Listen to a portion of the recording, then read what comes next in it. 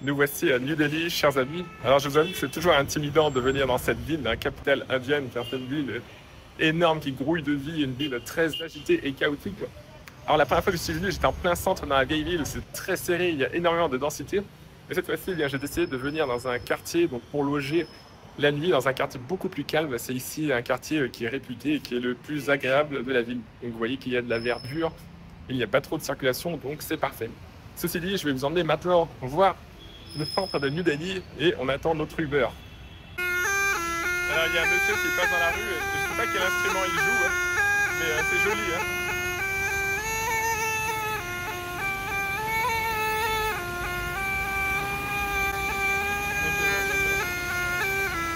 Ouf, j'ai réussi à m'extirper dans le taxi. En fait, le gars qui joue de la musique, il m'a demandé 500 roupies au final. Mais heureusement qu'attends, le véhicule est arrivé.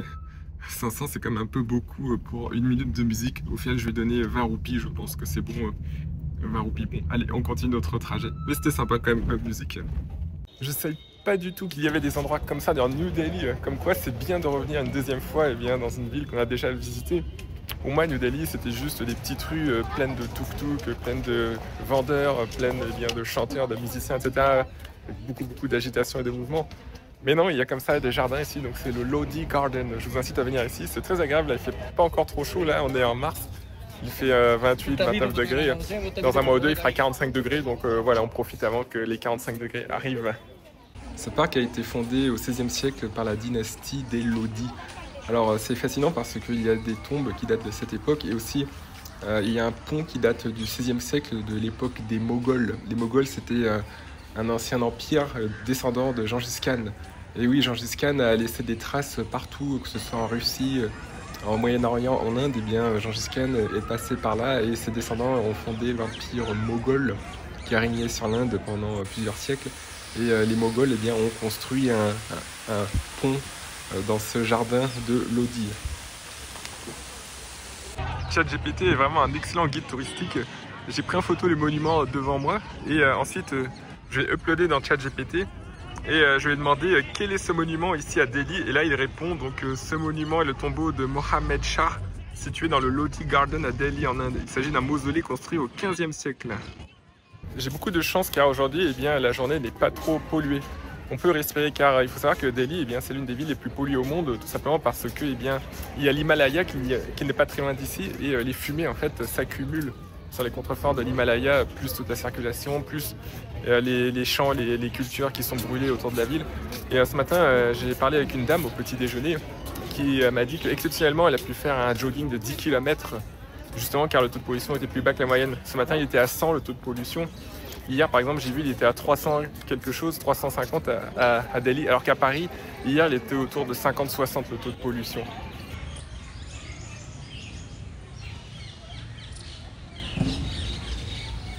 Voilà les amis, là nous quittons le parc et je me prépare psychologiquement pour aller dans le centre, l'hypercentre de Delhi. Vous allez voir, c'est pas forcément une balade de santé. Je suis sorti du parc pour commander un Uber et là il y a un chauffeur tuk-tuk qui est venu et il m'a mis vraiment la pression pour que je prenne son tuk-tuk plutôt qu'Uber. Il m'a dit c'est combien le prix sur Uber? Tu peux annuler et prendre un tuk-tuk avec le même prix que sur Uber. Et je lui ai dit que j'avais pas de cash. En fait, j'ai du cash, mais j'ai que des grosses devises et souvent ils nous font le coup. Voilà, si vous avez des grosses devises, ils n'ont pas de change, ils n'ont pas d'espèces pour vous rendre la monnaie, donc du coup ils gardent le billet. Donc du coup, j'ai pas voulu prendre le tuk-tuk pour cette raison. Sinon, j'aurais pris si j'avais du petit cash. Et ensuite, il a continué d'insister. Il a dit, on peut aller à un bureau de change à côté si vous voulez. J'ai dit, oh, no, it's okay, I don't want, I'm waiting for Uber. It's okay, we can go to ATM. We can take you to. Il peut m'emmener à la cash machine, au distributeur des billets. Non, après au final il a pas insisté, il est parti. Mais ici à Delhi, ils essaient de vous vendre des trucs, ça dépend des quartiers, mais surtout au centre, un peu ici au jardin, ils essaient de vous vendre des trucs et vont utiliser tous les arguments possibles pour vous vendre. Tous les arguments possibles. Au final, il n'y a aucun chauffeur qui accepte de prendre ma course. Je pense qu'en fait, vers le centre de Delhi, c'est hyper embouteillé et peu de chauffeurs veulent aller là-bas. Donc ce qu'on va faire, c'est qu'on va aller au métro.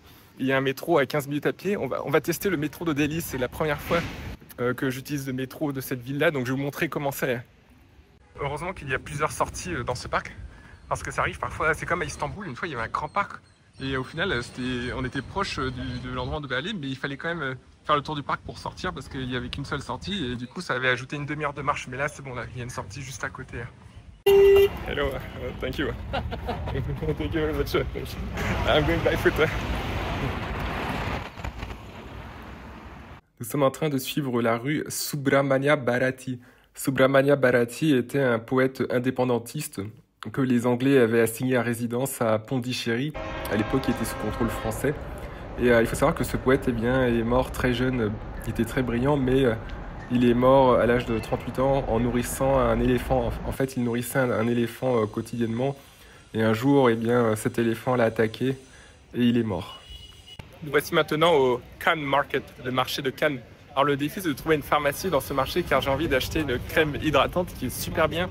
En Inde, ils ont des super cosmétiques, des super crèmes. Ici, si vous passez par ce pays, je vous invite à acheter des crèmes, des shampoings et tout ça. Ils ont vraiment des tas de bons produits. Donc on va essayer de trouver cette pharmacie.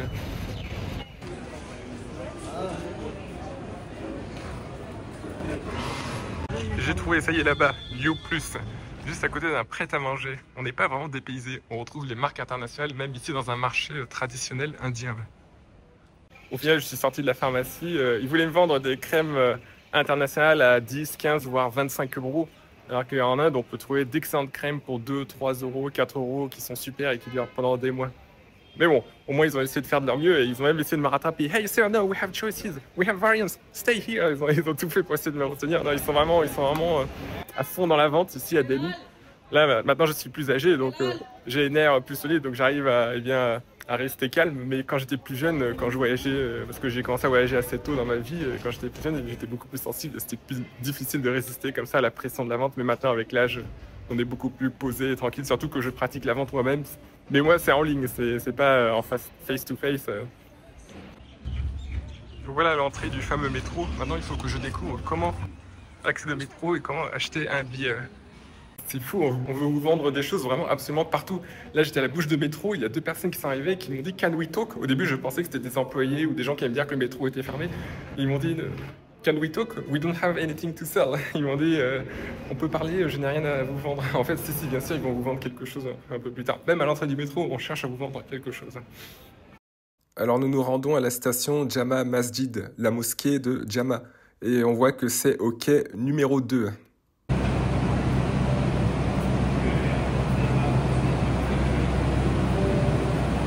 Alors voici toutes les règles du métro ici à New Delhi. Donc par exemple, c'est interdit de voyager sur le toit du train.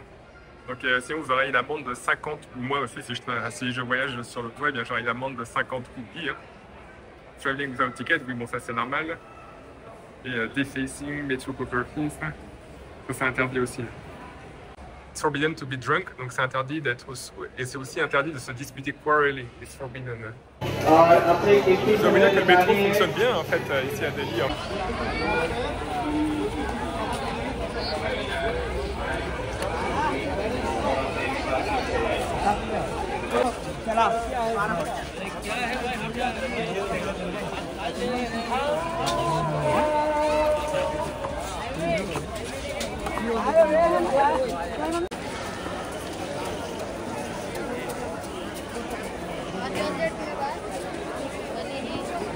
Alors derrière moi vous avez la mosquée Jama, la Jama Masjid.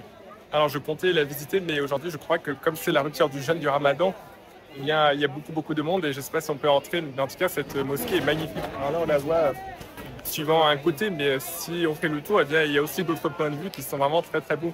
Cette mosquée a été construite au XVIIe siècle, à l'époque des empereurs moghols, et ça symbolise justement le côté multireligieux de l'Inde. Donc l'Inde, ce n'est pas que hindou, il y a aussi des musulmans, il y a aussi des chrétiens, il y a aussi des jaïns. Il y a de nombreuses religions qui vivent ensemble en Inde. Donc là, on arrive à la porte numéro 2 de la mosquée Jama.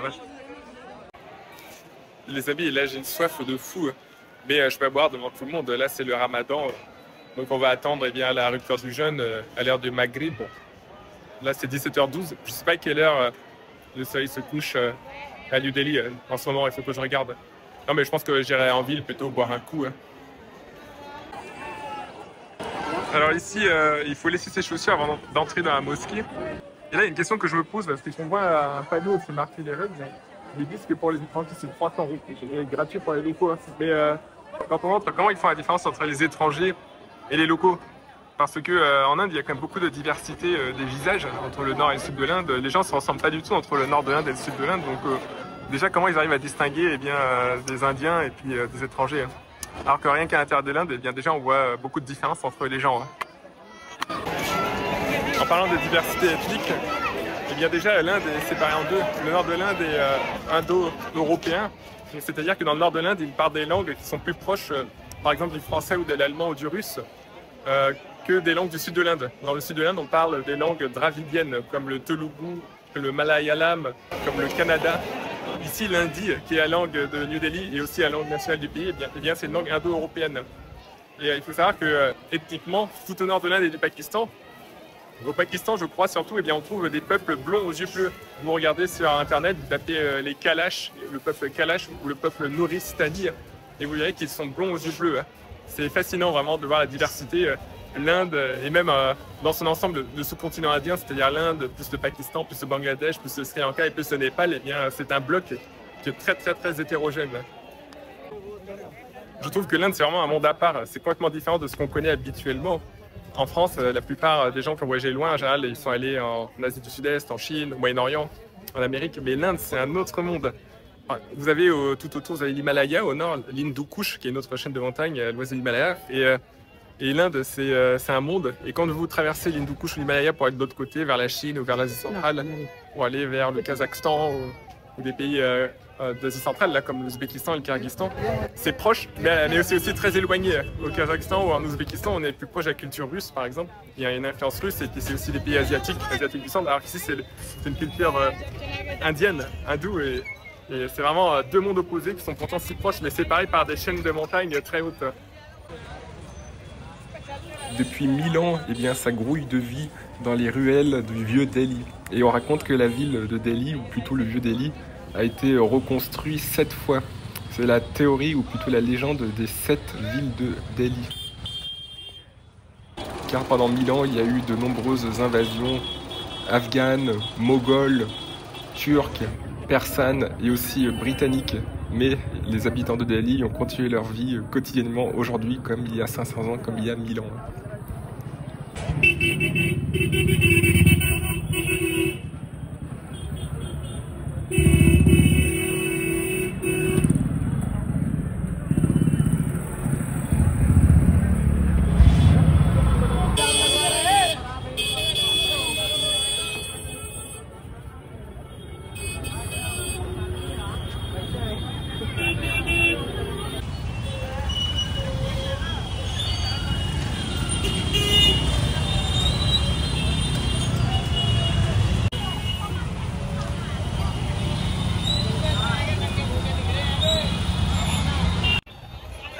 Alors maintenant, il faut que j'essaye de traverser à travers ce chaos complet. C'est vraiment le chaos ultime.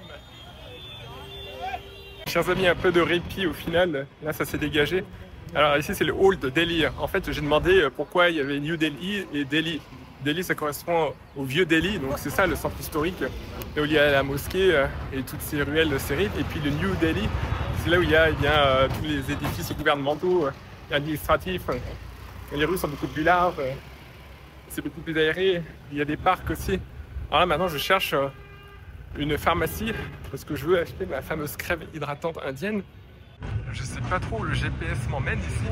On m'a dit qu'il y aurait une pharmacie à 5 minutes à pied d'ici, d'une marque, d'une compagnie réputée qui s'appelle Apollo. Si vous allez en Inde, essayez de chercher Apollo Pharmacy. J'espère que c'est la bonne direction.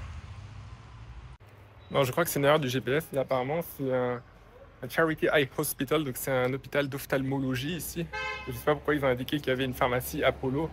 Voilà, bon, c'est pas grave. De toute façon, je peux faire sans cette crème. Alors, je pense qu'on va rentrer tranquillement à l'hôtel. Je vais peut-être acheter à manger aussi, je vais commander en ligne et boire surtout. Là, j'ai vraiment soif. Là, ça va encore, là. Parce qu'il fait pas trop chaud, mais imaginez avec 42, 43, 45, même 46 degrés. Parfois, il fait 46 degrés. Se balader comme aujourd'hui, il faut avoir le nerf solide, je dois vous dire. Mais c'est passionnant le voyage, j'adore ça. J'adore aller dans les endroits hors des sentiers battus. Franchement, de retour à l'hôtel, au quartier, vous voyez que ça n'a rien à voir avec le centre-ville ici. par rapport aux standards de Delhi. Ici, c'est vraiment le calme absolu, c'est vraiment la sérénité absolue. Et j'ai de la chance parce que ce matin, j'avais une chambre en haut, hein, avec balcon ici. Donc là, je reviens juste pour chercher mes bagages parce que je me rends maintenant à l'aéroport de Delhi, Indira Gandhi. Donc, j'espère que vous avez apprécié ce vlog à Delhi. Hein. Nous voici à l'aéroport, chers amis. Alors, je dois vous dire que l'aéroport de Delhi est vraiment magnifique. Il est splendide, il est monumental. Et il y a un bon food court aussi. Et contrairement aux autres aéroports du monde, c'est pas trop cher. Là, j'ai commandé un kebab avec un thé indien et je crois que ça m'a coûté 6 ou 7 euros. Ouais. Alors que dans beaucoup d'aéroports, ça aurait coûté peut-être 15 euros. Ouais. Et en plus, c'est de la bonne nourriture. Là, j'ai vu les plats, là, comment ils sont faits. Il y a des plats d'Inde du Sud, d'Inde du Nord. Il faut savoir qu'entre l'Inde du Sud et l'Inde du Nord, la gastronomie est très différente. Dans l'Inde du Sud, on utilise beaucoup de curry, par exemple. Et les pains sont différents. Par exemple, si vous mangez des naan indiens, ça vient plutôt du nord. Si vous mangez des parathas, ça vient du sud. Si vous mangez des rotis, ça vient du sud, je crois.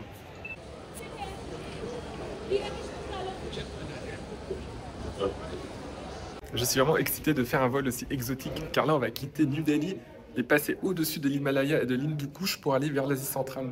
Donc, je vous laisse deviner où on va. Est-ce que c'est Almaty au Kazakhstan? Est-ce que c'est Bishkek au Kyrgyzstan? Est-ce que c'est Tashkent en Ouzbékistan? Ou est-ce que c'est Astana au Kazakhstan aussi?